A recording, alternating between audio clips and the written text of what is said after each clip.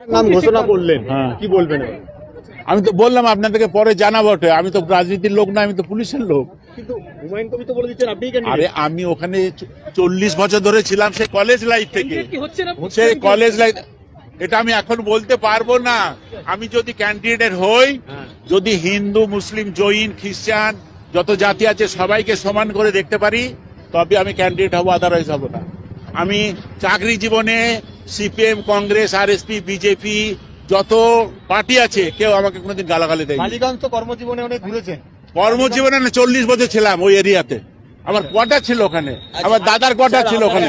যদি ক্যান্ডিডেট হন, কিভাবে ওই জায়গাটাকে আপনি ইয়ে করবেন? পরে বলবো, আমি তো বললাম আমি রাজনীতিবিদ নই। স্যার একটা লাস্ট আর শুনুন না, আপনি বলছেন যে কোন ধর্ম যেখানে থাকবে না সেই রাজনৈতিক দল করবেন।